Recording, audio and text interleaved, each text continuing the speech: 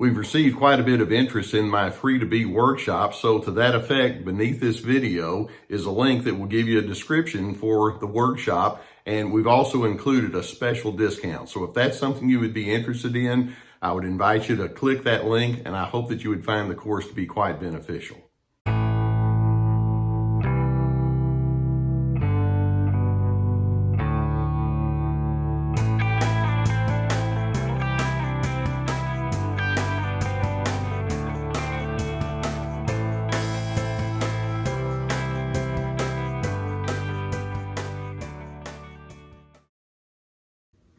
On a professional level, way back when I was beginning in my counseling career, I had to learn pretty quickly that life tends not to fit into nice, neat grooves, and sometimes the answers that we feel are going to be good for someone don't always apply in every single circumstance. In other words, life can be messy, and there are many nuances that we have to take into account as we get to know one another. And so part of being able to maneuver through who knows what life throws at us means that we have to learn how to think inside the gray zone.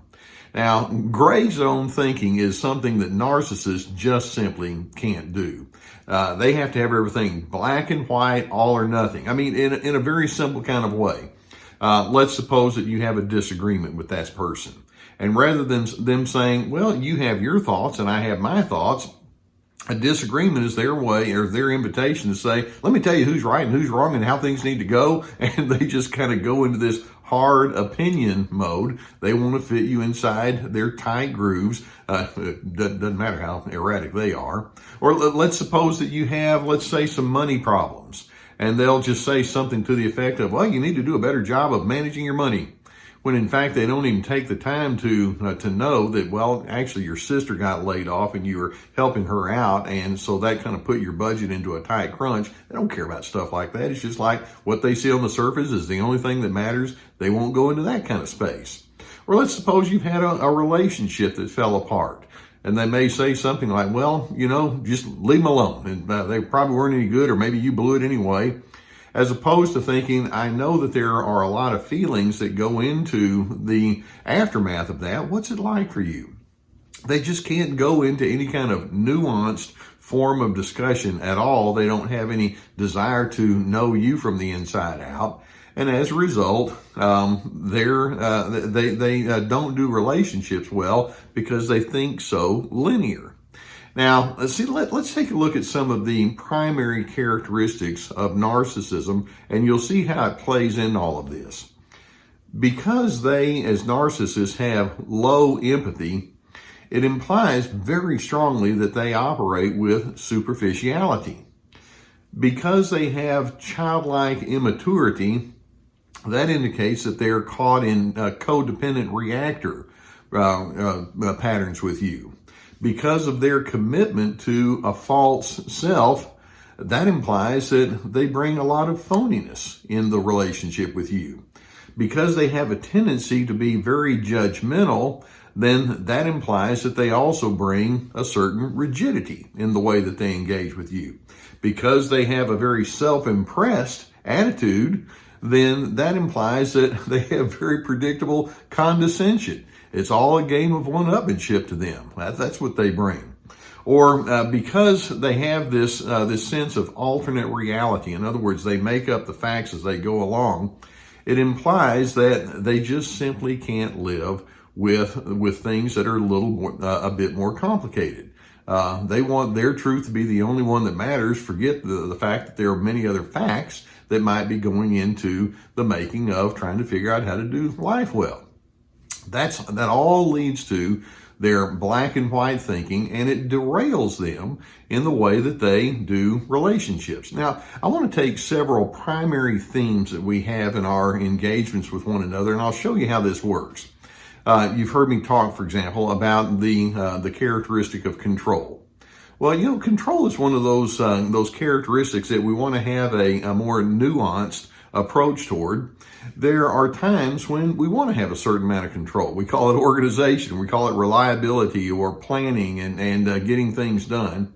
But you know what? There are times when we have these control desires and kinks come into the equation, or perspectives come along that you hadn't thought about before. And so you also want to realize that control has certain illusory elements to it. You can't control everything and everybody, and that's okay. You want to make room for some of the non-control elements that are out there. Narcissists, when they think about control, it's like, yeah, I need to be in control, and here's what it has to be. And they don't make room for any kind of nuance regarding that. It's like, no, I want to have the final word in the discussion. And they can't really resolve the fact that sometimes, even though we need to have control, we also need flexibility. That's the nuance that they just can't engage with. Or let's take another broad topic, and that's anger. In a healthy sense, we realize that there are many times when anger can have a reasonable use to it. For example, it's linked to your sense of self-preservation. It's tied to your assertiveness and your boundaries. It's your way of saying, I need to stand up for my convictions. And so anger can have moments where it has an appropriate function. We also know, though, that anger can be something that can go sour very quickly, whether it's in the passive-aggressive variety, or if you suppress it and it turns into bitterness, or if you're loud and it turns into harsh aggression and abuse and condescension. And so when we talk about anger, it's a matter of thinking, we need to make sure that we understand it, that we have a game plan for how we're going to manage that. When you feel angry or I feel angry, we want to process it and know why it's there and where we want to go with it. That's going into the nuanced angle. A narcissist, when there's anger, it's like, in their anger, it's like, you have to listen to me, and there's no way that you're going to be able to disagree. If you're angry, then it's like, well, you're wrong. And black, white, all, nothing. They can't manage anger well because of that black and white thinking. They get derailed by that. Or how about just the way that relationships play out? That's another broad topic. Many relationships can be very rewarding.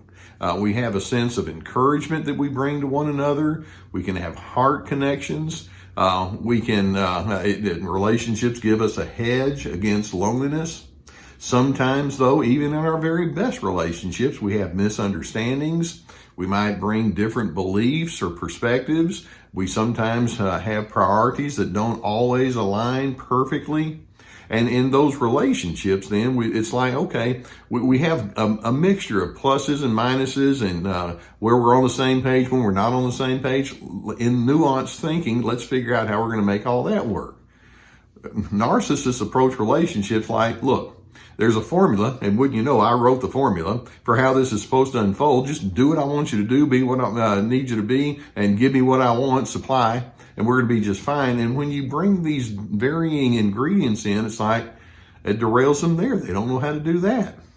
Or how about when you have another topic, and when you have something that brings up a feeling of guilt? Either you or that narcissist has done something that's clearly wrong or inappropriate. Well, in guilt, there's a healthy side to that. It's like, well, that becomes a restorative kind of experience that you have. And it takes you back to your basics, and it makes you think about the necessity of integrity and morality and reliability. Sometimes, though, guilt can take a person towards shame, where they're robbed of their sense of self-respect, or they feel very badly about themselves because of the mistakes, and they park on it. But in dealing with guilt, we want to realize, okay, there are various ways that we need to go with respect to coming to terms with it. Narcissists can't go into that space. It's like, all right, if you're guilty, then there's something wrong with you. You're defective. You're no good, period, end of discussion. Or if you say, well, I think you're guilty about some things, then in their mind, it's like, we're not discussing that. And you got your facts wrong, or you don't get it, or let's go on to another topic. They can't enter into the gray zone with respect to that because of their black and white thinking. They are derailed from you with respect to that. Or how about one other major ingredient or characteristic in relationships? And that's the way that we communicate with each other. In healthy relationships, we're collaborative with each other. You have your thoughts, your feelings, your perspectives, just as I do. You want to be affirmed in our communication, so do I. And so we're going to engage with each other in that two-way street kind of style. Or some people, when they communicate, it's an opportunity to lecture and tell somebody what they better do and what they better not do, and stubbornness comes out.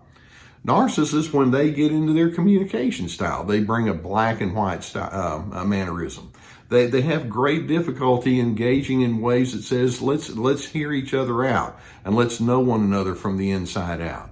No, their black and white thinking says, here's the way it ought to be. I've already told you, if you want to know anything else, I'll tell you some more, but it's very one way. When you come across or you come up next to a person's black and white thinking, it leaves you with one really large challenge. And that is, you, rather than getting caught up in your counter black and white thinking, you want to stay in your reflective thinking style. I know who I am. I know that life has lots of nuances. This person doesn't want me to go into that space, and maybe I can't with that person. But I am going to be a gray individual when it's required, so that I can hear somebody's backstory, or when I can sift things out with myself that don't always go according to the textbook, and stay in your reflective thinking mode, knowing that every one of us has a certain imperfection, and we can live with that as long as we know that we're also in a growth mode. And then also recognize that as they show you this black and white derailing style of interaction with you, these are people that you're not going to have intimacy with. You're not going to have closeness with. They're not going to be confidants. So factor that into your expectations the next time you engage with them. I hope that videos such as this will give you some good food for thought. If you've not already done so, I would encourage you to hit that subscribe button. There's a notification bell right next to it. We'd love to keep more videos coming in your direction. I genuinely appreciate you letting me be on your journey with you. If you have a need for counseling, I would encourage you to seek counseling in your area if that's available. Or if you would prefer, we have a sponsor that can take you to some online counseling. There's a whole team of licensed professional counselors that can help you sift this out, and you would be able to choose who you would want to work with. I've gotten good feedback from that. I would encourage you to seek counseling if that's something that you would find to be beneficial. In addition, I've put together some courses, and they're highly therapeutic. This is Me, which is about establishing boundaries. Free to Be, which is about claiming your personal identity. And each course has multiple videos with teaching materials and personal reflections, questions, and it's meant to be a therapeutic guide to carry you through those various broad topics. And obviously, it's something that I have put a lot of work into, and it would require a lot of work from you. We also have our webinars, and we have books, and we have other resources and places you can find us on other media outlets. So plenty of resources below. Narcissists are very dogmatic, black, white in their thinking, but the longer you live, the more you realize, life just doesn't fit in those black and white grooves quite as much as narcissists want it to be. So I'm hoping you can be the kind of person that picks up on nuance, and in doing so, it creates one really positive characteristic that makes you a true influencer, and it's the characteristic of wisdom. I hope that you're able to approach life with wisdom, which then hopefully positions you to be a person of peace.